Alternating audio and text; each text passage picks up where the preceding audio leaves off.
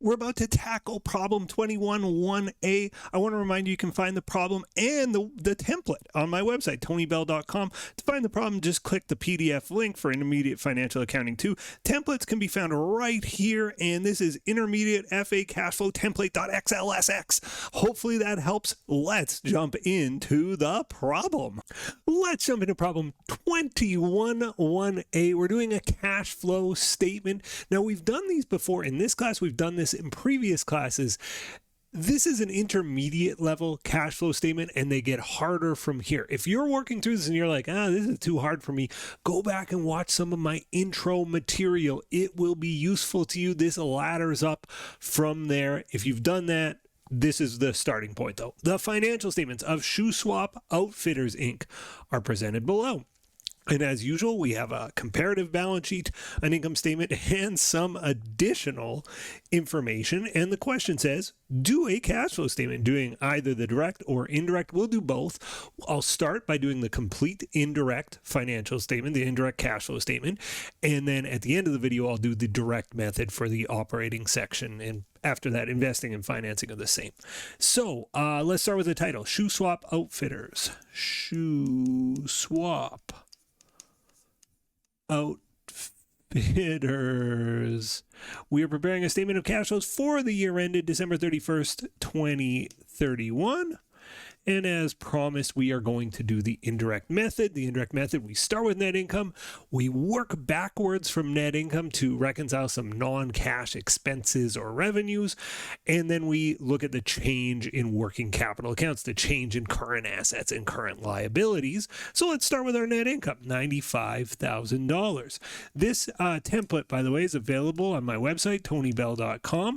Now, use with caution, right? On your midterm or final exam, your professor may or may not give you a template. So just be cautious about overly relying on it. I'm going to use it to fill in, and I'll discuss as we go. But most cash flow statements can kind of fall into this template. There might be quirky one line or two lines that don't fit based on what's in your textbook. You'll have to squeeze them in.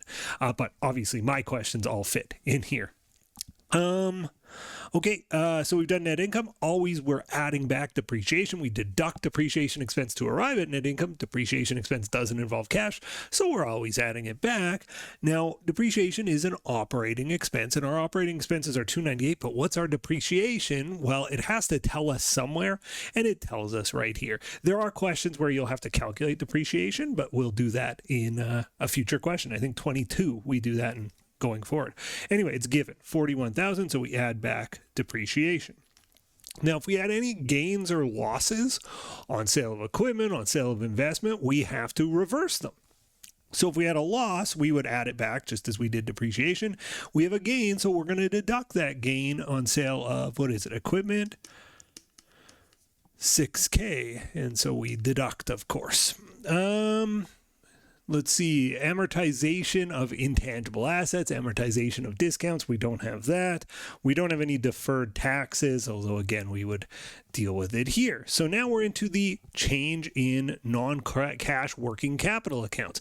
And we just go down the list of all our current assets and all our current liabilities. And we say, how would this change affect cash? So for example, our accounts receivable goes down. Well, why does AR go down? Because I collected cash.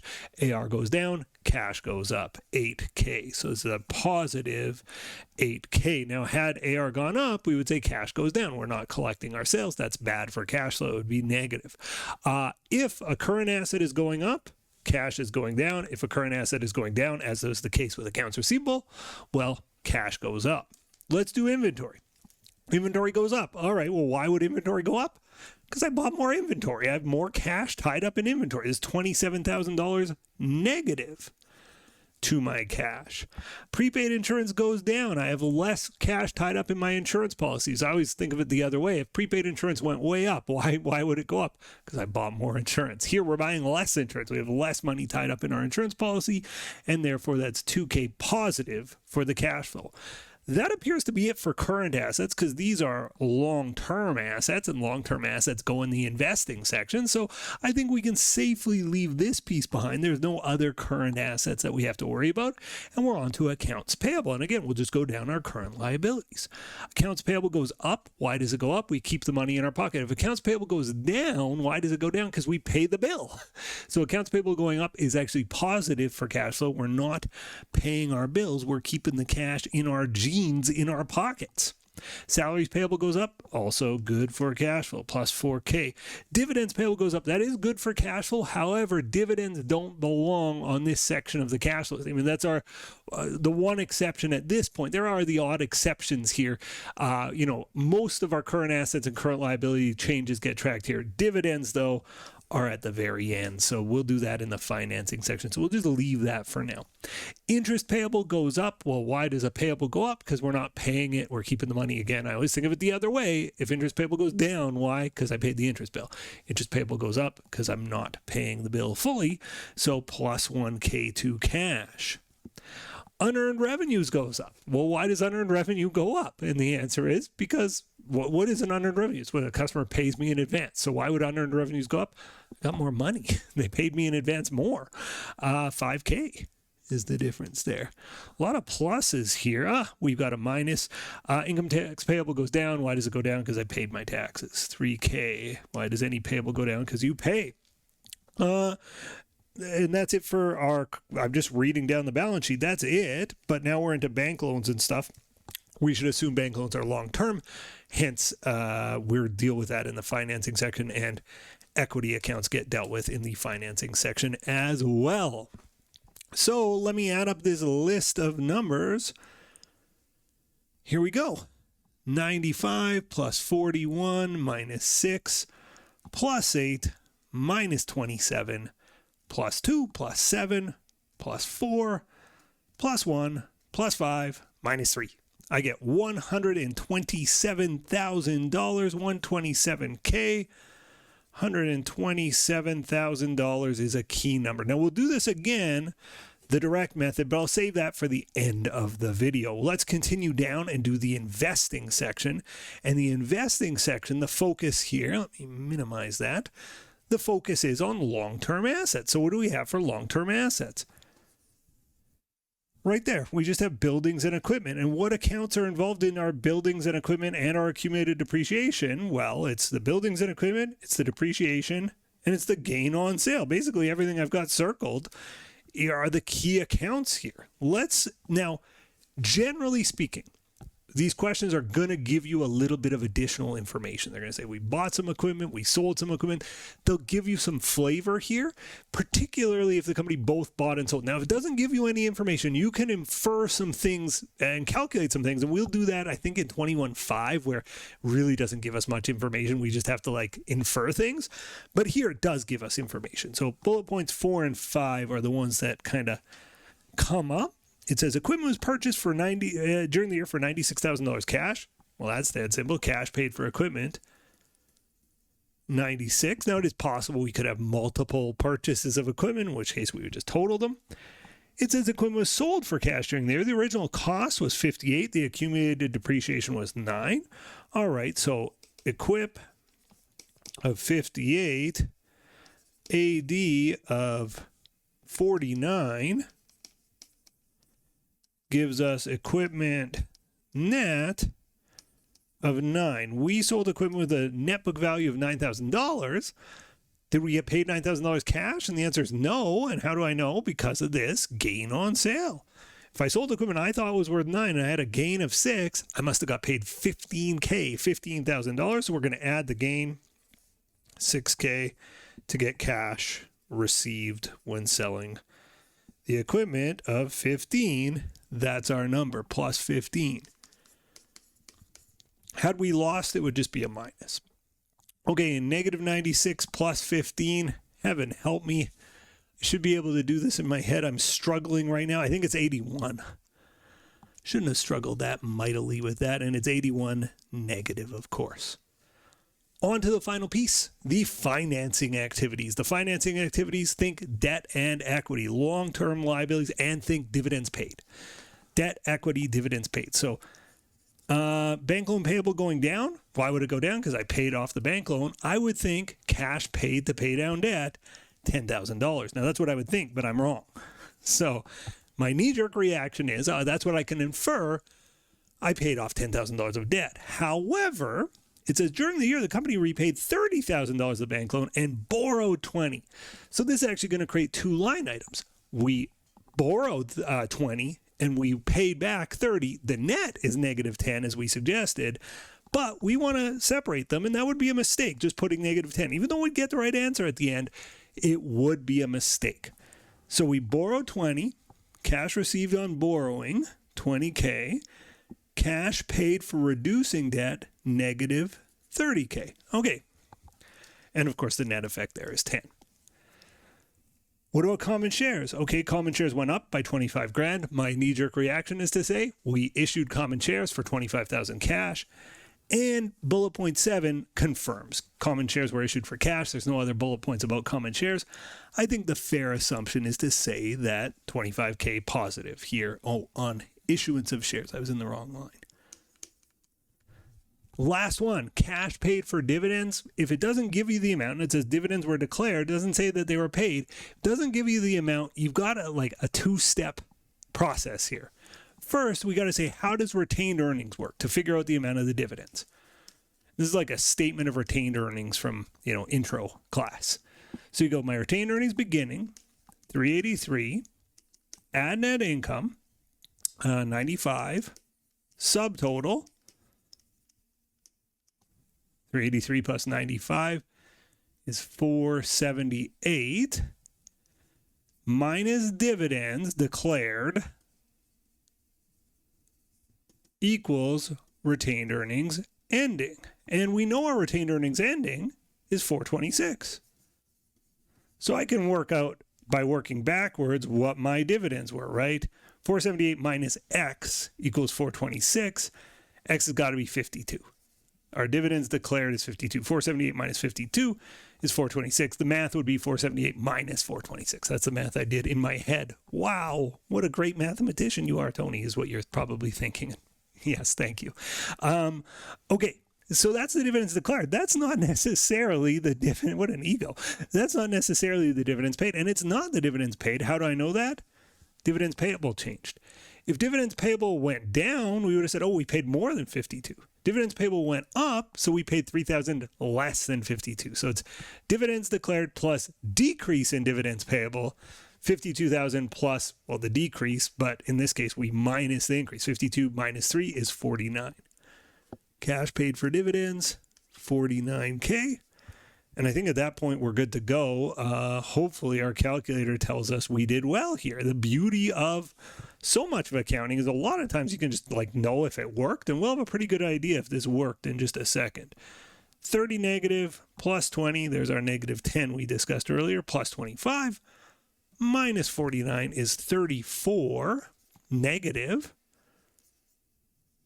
Maybe I'll write it out, 34,000 negative. Now I just have to add these up. 127 minus 81 minus 34. I get 12,000 positive. I have a net increase in cash of 12,000. Well, I think I do. Am I right? And the answer is, let's look. Do I have an increase in cash of 12,000? And the answer is yes. Now, it doesn't mean I got it right. I might have messed up something and messed up the error two ways, or I might have done something like netting out the bank loan borrowing and repaying, right? There's mistakes I could have made, but certainly a good sign when we can say cash beginning of the year was 43, cash end of year was 55, 12 plus 43 is 55, like the math works. So well done to us. Okay, one last step. Now, I'm pretty generous, or some professors may be generous and give students the template I've given, but I think it's very reasonable not to give the template. Also, all these calculations for the direct method, I never give to my students. So this can be challenging in and of itself. Let's see if we can work through the direct method with what we've got here. There we go. Let's start with cash collections from customers. Sales rep, 842, plus decrease in AR. Did AR go down? Let's see. AR went down by 8, so plus 8. Plus increase in unearned revenues. Unearned revenues went up 5, so yeah, plus 5. Okay, so 842 plus 8 is 850 plus 5. 855, that's my cash collected from customers. On to cash paid for merchandise, sometimes called cash paid to suppliers. COGS, cost of goods sold, 415. Plus increase in inventory. Our inventory, did it go up? Yeah, it went up by 720, or yeah, not by 720, by 27. So COGS plus increase in inventory plus decrease in AP. Did AP go down? It went up. So it's actually not a plus, it's a minus 7. All right, 415 plus 27 minus 7 is 435. Our cash paid for merchandise, 435. Next, cash paid for salaries. Salaries expense plus decrease in salaries payable. Salaries expense, 187. Now I would be looking in operating expenses, not seeing it, so there it is. Salaries expense, 187. Decrease in salaries payable. Salaries payable didn't go down, it went up. Minus 4 then, right? Decrease we would add, increase we subtract. 183. Cash paid for other operating expenses. Other operating expenses, 70. Plus increase in prepaid insurance. Prepaid insurance, where are you? There you are. Prepaid insurance didn't go up, it went down, so it's going to be a minus 70 minus 2 is 68. Cash paid for interest. Interest expense plus premium amortization. Now, that's bond premium stuff. We didn't have any bonds, so we don't have to worry about that. Interest expense plus decrease in interest payable. By the way, that's ominous. We're going to have to deal with it in future questions. Interest expense plus decrease in interest payable. Interest expense, there you are, 9K. Plus decrease in interest payable. Interest payable went up, so minus 1K minus the increase in interest payable. I get 8K for that. Last one, income tax expense, cash paid for taxes, income tax expense plus deferred tax benefit or minus deferred tax expense. Again, we don't have deferred taxes here. Thankfully, we will in the future. It's an intermediate accounting class. So it's income tax expense, ignore that one, plus decrease in income taxes payable. Income tax expense, 31K. Plus decrease in taxes payable. Tax payable did go down by 3, so plus 3 is 34K. Okay, on to the moment of truth. We're going to add up these numbers in our cash flow statement. We'll fill them in the direct method side. Cash collections from customers, positive 855. Cash paid for merch, also called cash paid to suppliers in a lot of textbooks, 435 negative. All these cash paids are going to go in as negative. Cash paid for salaries, 183 negative. Cash paid for operating expenses, 68. Cash paid for interest, 8. And cash paid for income taxes, 34. And now we just want to add this up, and it's a real moment of truth, right? If these two numbers match, if we land on 127, doesn't mean for sure we got it right, but boy, is that a very good sign and a very good feeling in an accounting class. 855 minus 435 minus 183 minus 68 minus 8 minus 34, 127. The birds are singing. The sun is shining. Everything looks right about this cash flow statement. There's one more thing that would look right. A big thumb next to this video. Thanks for watching, and I'll see you in the next one. Bye for now. The next video in our series is right up here, and if you want a supercut of all of the videos in this series, that's the one down below.